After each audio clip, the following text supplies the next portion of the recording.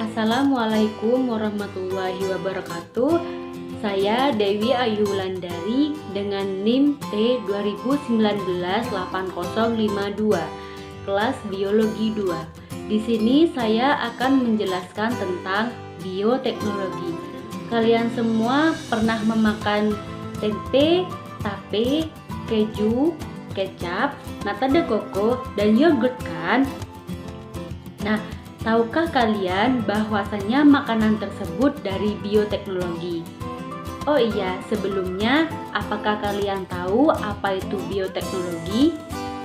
Nah, bioteknologi berasal dari 3 kata, yaitu bios, teknos, dan logi atau logos.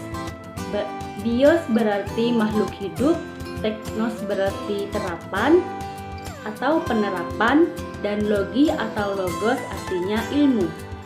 Jadi secara bahasa, bioteknologi adalah ilmu yang mempelajari penggunaan makhluk hidup.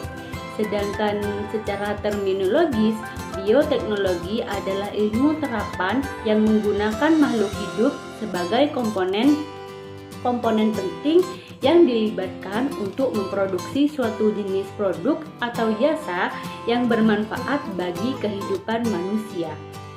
Jika lebih disederhanakan lagi, bioteknologi merupakan cabang ilmu yang mempelajari tentang pemanfaatan makhluk hidup seperti bakteri, fungi, dan virus, dan lain sebagainya dalam proses produksi untuk menghasilkan barang atau jasa yang dapat memenuhi kehidupan manusia.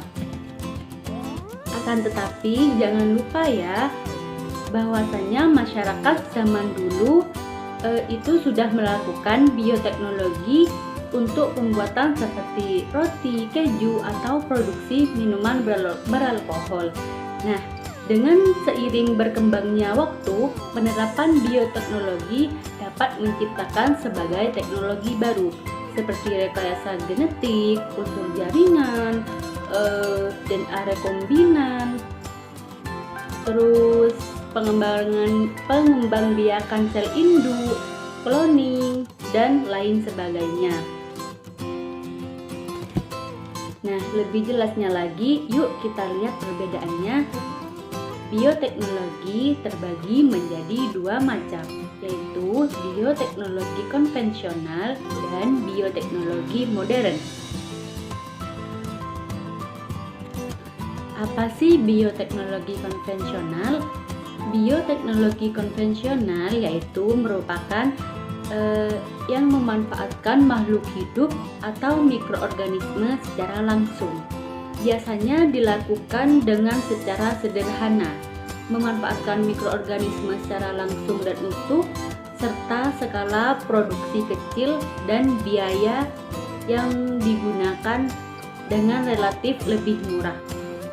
Metode yang digunakan dalam bioteknologi konvensional ini menggunakan metode fermentasi. Contohnya saja yaitu seperti tempe, tape, keju, kecap, nata de coco, dan yogurt.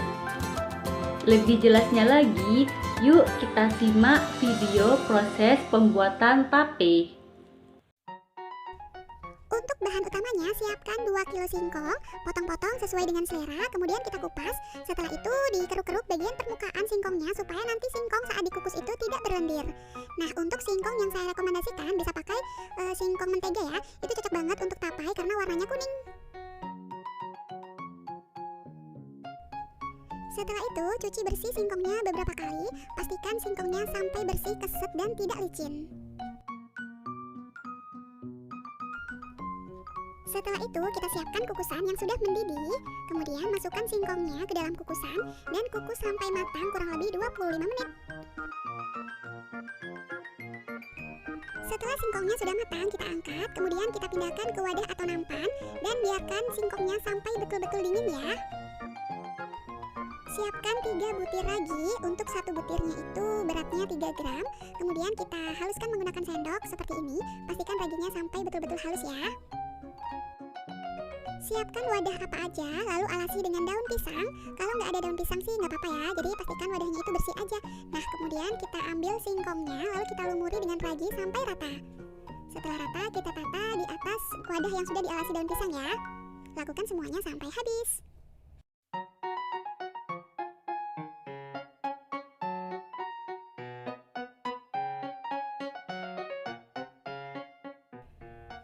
Nah, setelah semuanya selesai, kita lumuri dengan ragi, lalu kita fermentasikan selama 3 hari.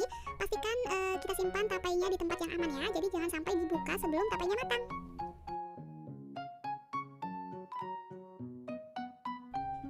Nah, ini dia tapainya. Setelah kita fermentasikan selama 3 hari, tapai sudah matang. Untuk mengecek kematangan, teman-teman bisa menusuk tapai dengan garpu.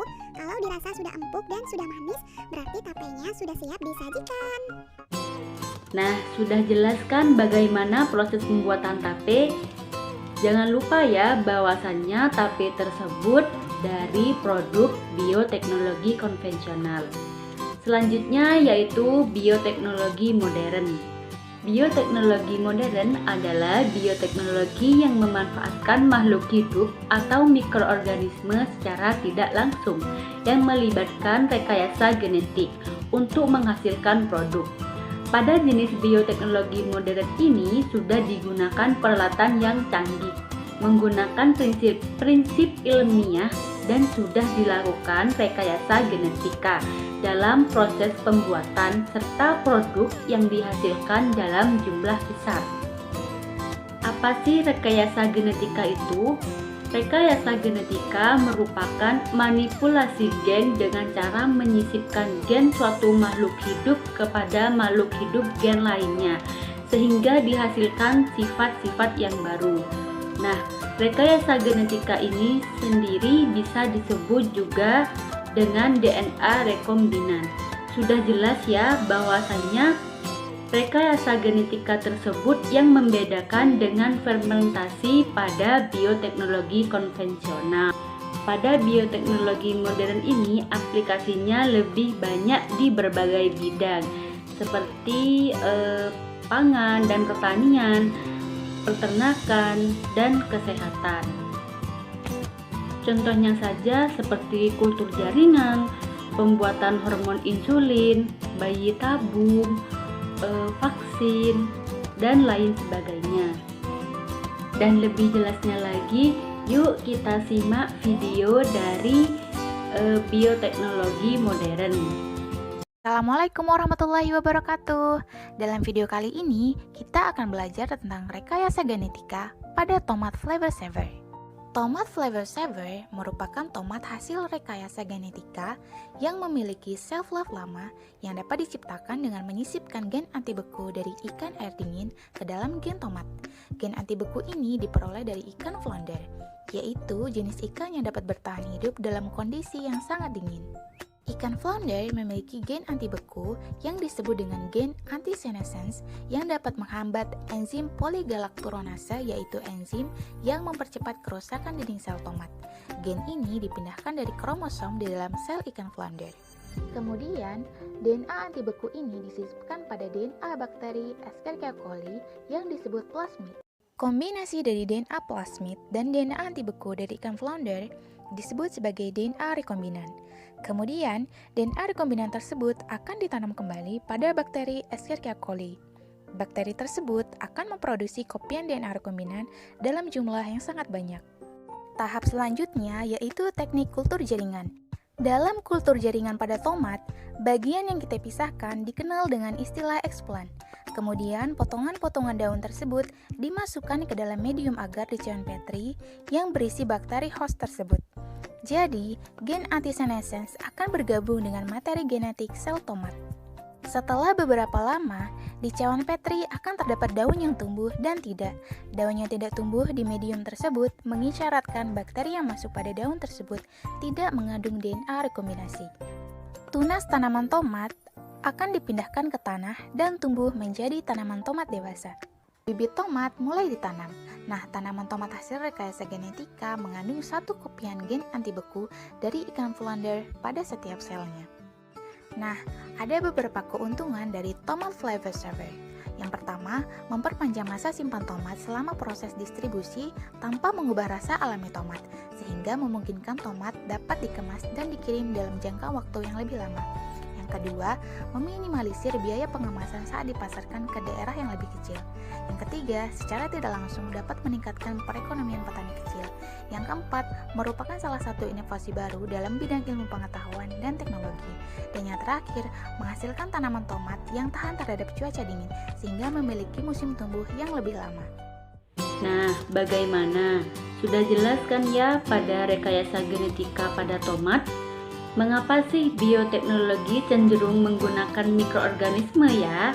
Nah, hal ini karena mikroorganisme sangat mudah berkembang biak, sangat mudah diperoleh, mudah diubah sesuai keinginan, dan mampu bertahan hidup di lingkungan yang minim nutrisi. Mungkin hanya itu yang dapat saya sampaikan, kurang lebihnya mohon maaf. Wassalamualaikum warahmatullahi wabarakatuh.